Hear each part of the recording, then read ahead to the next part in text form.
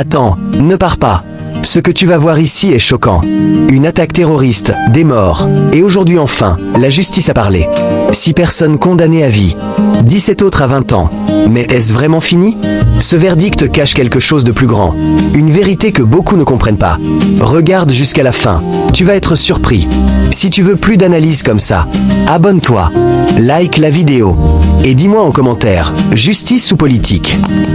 D'emblée, je voudrais dire merci aux juridictions ivoiriennes qui ont pu donner une réponse adéquate. C'est une victoire de la justice.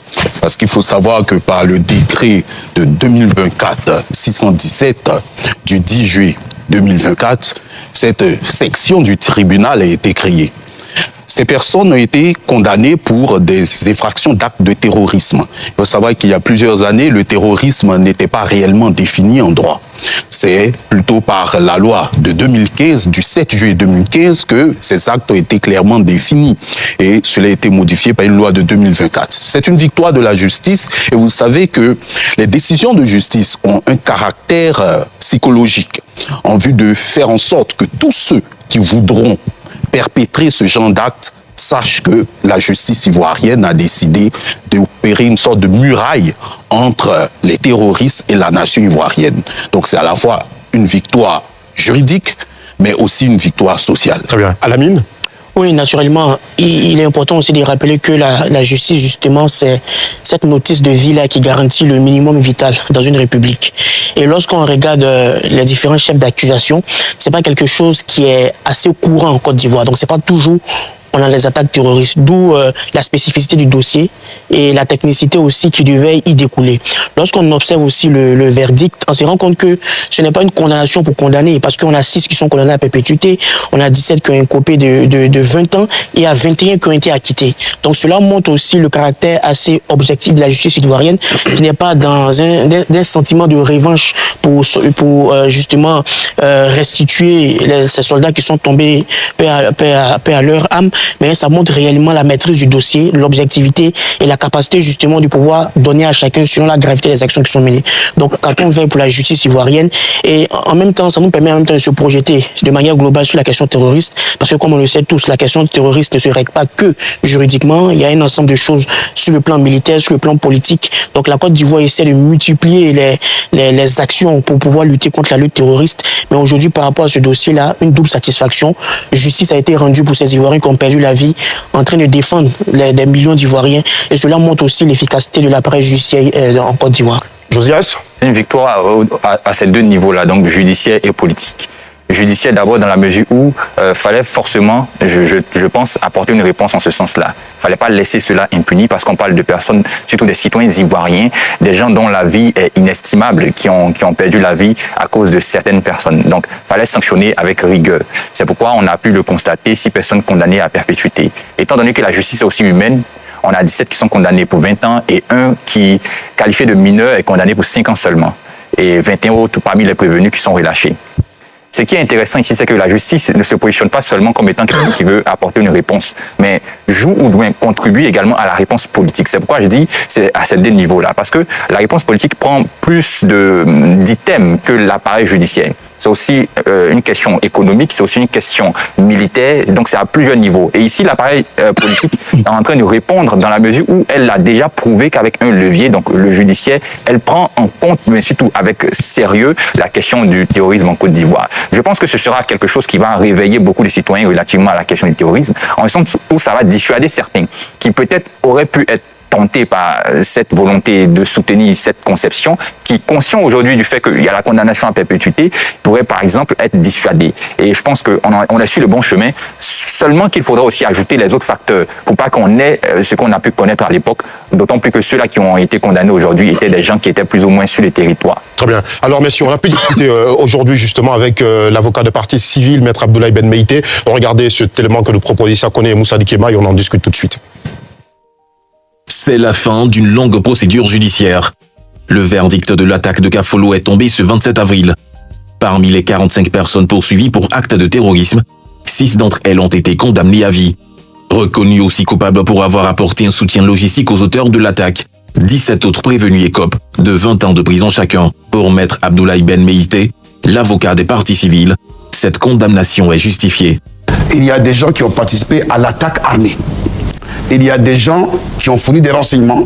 Il y en a qui ont hébergé. Donc la peine est donc fonction de la participation de chacun. Et je pense que 20 ans de prison dans la vie d'une personne, ce n'est pas petit. C'est vrai, pour nous, l'État de Côte d'Ivoire, nous sommes satisfaits parce que cette décision nous paraît assez apaisante pour l'État, mais aussi pour les victimes qui ont essuyé ces tirs de ces marchands de la mort. Est-ce que les familles sont satisfaites? Je ne pense qu'on ne guérit jamais de ces genre de blessures. Un père de famille dit à sa famille qu'il part au boulot et lorsqu'il doit succomber à de tels crimes, les enfants ne se remettent pas. Perdre un père malade, c'est même pas supportable. Perdre sa mère malade, c'est pas supportable. Mais encore, quand tu perds ton père de cette façon atroce par des personnes dans ces conditions pareilles, vous conviendrez qu'on n'en guérit pas. C'est ce qui fait justement que le préjudice est incalculable. Pour rappel, l'attaque de Kafolo est survenue dans la nuit du 10 au 11 juin, faisant état de 14 soldats ivoiriens tués. L'assaut avait été revendiqué par Katiba Massina, affilié à Al-Qaïda. Après le procès des attentats de Gambassam, celui de Kafolo est le deuxième procès à caractère terroriste. Alors, messieurs, vous venez donc également d'ajouter à vos différentes analyses pour Mohamed Nour Dirassouba et vous, Shadrack Bogué, cet avis de l'avocat des parties civiles, Maître Abdoulaye Ben Meïté. Réaction? Je pense bien que l'avocat a souligné quelque chose d'important parce que, comme vous le savez déjà, le terrorisme, la lutte contre le terrorisme a une double facette. D'abord, une phase d'antiterrorisme qui est la phase qui se présente en amont, où il y a le renseignement, où il y a les infiltrations, etc. Mais il y a une phase qui intervient en aval, qui est la phase du contre-terrorisme. Et dans la phase du contre-terrorisme, il y a aussi la question judiciaire. Il y a les arrestations, il y a les procès, il y a les condamnations, etc. Les responsabilités sont situées. Donc il faut saluer la démarche de l'État ivoirien qui aujourd'hui démontre qu'il s'inscrit dans une dynamique de résilience de l'État de droit. Pour combattre le terrorisme, on ne le combat pas seulement avec les armes, avec le fusil, avec l'épée. Avec le fusil uniquement, il faut le combattre aussi avec l'épée et la balance qui sont des symboles de la justice. Donc aujourd'hui, la compréhension de cet aspect-là par l'État de Côte d'Ivoire est quelque chose à saluer. La judiciarisation de la menace qui intervient avant 2015, à partir de 2015 et qui a été modifiée à partir de 2024, a construit cette architecture juridique, ce cadre législatif et institutionnel pour répondre efficacement, pour riposter efficacement face à la menace terroriste. Et c'est quelque chose qu'il faut saluer aujourd'hui. Mohamed Nour? Alors, je pense qu'il faut féliciter Maître Ben Meïté et ses confrères déjà pour avoir défendu l'État de Côte d'Ivoire et donc par ricochet ces victimes-là. C'est d'abord une victoire qui est émotionnelle. Émotionnelle parce qu'on parle quand même de vies qui ont été arrachées à certaines familles. Mais au-delà de cela, aujourd'hui, ça montre qu'effectivement, comme Josias le disait, la Côte d'Ivoire prend la question du terrorisme au sérieux. Mais moi, je me dis que cette victoire n'est pas une fin en soi. C'est une étape dans la lutte contre le terrorisme parce que, vous savez, la menace reste toujours présente. Et donc, il y a d'autres aspects sur lesquels il faut bien sûr travailler. Il faut qu'on soit toujours aussi vigilant et qu'on puisse s'adapter stratégiquement au contexte actuel. Quand on regarde aujourd'hui l'actualité politique et qu'on voit qu'à nos portes, le terrorisme est en train de se rapprocher, on voit qu'effectivement la lutte n'est pas que judiciaire, elle sera à d'autres niveaux. Je pense qu'on aura le temps d'en parler au cours de l'émission. Mais déjà, c'est à saluer, c'est une victoire émotionnelle et puis on ne cessera de compatir donc auprès des proches de ces victimes-là et qu'on peut toujours souhaiter le repos aisé et apaisé de leur âme. Est-ce qu'on peut dire que 6 ans après Kafolo, notre pays aujourd'hui, messieurs, est apte à faire face à toutes ces menaces et surtout à y apporter la réponse judiciaire adéquate? C'est bon, Josias. C'est un peu difficile parce que là, on parle de l'ordre militaire surtout, à mon sens. Être apte à faire face à ce genre de réalité. Par contre, je pense que notre armée, ou du moins l'État de Côte d'Ivoire, a plus d'expérience pour faire face à ce genre de réalité. En ce sens où aujourd'hui, on a pu étudier ce qui s'est passé autrefois et on a connu en plus de Kafolo d'autres méthodes qui ont été utilisées par ces terroristes-là, notamment à Bassam, où aujourd'hui on a plus d'expérience et on est mieux placé, on peut même dire mieux équipé pour pouvoir réduire l'effet de nuisance de ces gens-là si très bientôt ils essaient de s'attaquer à la Côte d'Ivoire. Mais je pense aussi que l'État de Côte d'Ivoire, très conscient de cette réalité, surtout de ce facteur sécurité dans notre zone, est déjà en train de prendre les mesures ou a déjà même pris les mesures pour pouvoir parer si un jour ces gens-là sont désireux d'attaquer notre pays. Alamine? Oui, l'aptitude maximale, ça sera difficile, à l'instar de tous les pays du monde, mais la Côte d'Ivoire est dans une bonne posture. Déjà, depuis 2021, on a vu la création de l'Académie internationale de lutte contre le terrorisme qui est située à Jacquesville. Donc, la Côte d'Ivoire s'est dotée d'outils techniques, militaires, institutionnels pour lutter face à la menace. Il ne faut pas aussi négliger le privilège naturel, parce qu'il y a des éléments de la nature qui peuvent vous rendre plus vulnérable face à la menace terroriste ou moins vulnérable. Ça peut être lié à l'ethnie, ça peut être lié à la religion, ça peut être lié à un coup d'eau, ça peut être lié à un détroit. Donc, un détroit peut être source de richesse pour un pays, mais un détroit peut être aussi source de conflit pour un pays. Pourtant, on ne choisit pas d'avoir un détroit. Donc, dans le cas de la Côte d'Ivoire, les coordonnées naturelles sont assez alignées. Donc, on n'est pas un pays... Bon, actuellement, certes, la Côte d'Ivoire a connu une crise post-électorale. Il y a encore des éléments qui ne sont pas complètement pensés, mais on n'est pas dans l'extrême de la radicalisation religieuse et ethnique. On a le privilège de 63 ethnies qui vivent de manière générale dans une bonne ambiance. Et la Côte d'Ivoire aussi, par rapport à ses frontières, est quand même en bonne posture. Mais la menace terroriste étant très dynamique, ce n'est pas surtout tomber dans le piège de la temporalité dormante. Donc ça fait 4-5 ans, on n'assiste plus à ça. La temporalité dormante peut continuer, mais il faut rester assez vigilant.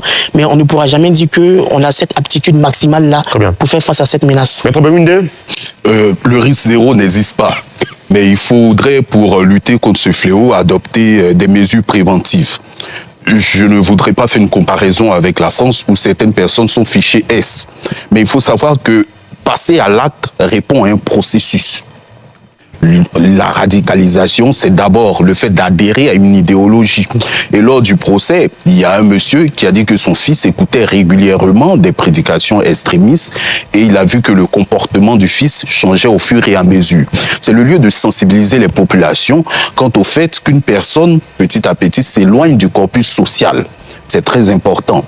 Il faudrait alerter quand même les autorités de sorte à ce qu'on puisse empêcher ce passage à l'acte. Parce que c'est petit à petit, en écoutant des prédications, en lisant certains ouvrages extrémistes ou encore en adhérant à des thèses qui ne rentrent pas dans la droite ligne de la foi, que finalement on devient un terroriste. Donc les mesures préventives sont encore plus grandes et il faudrait une sensibilisation. Aujourd'hui, la justice a parlé.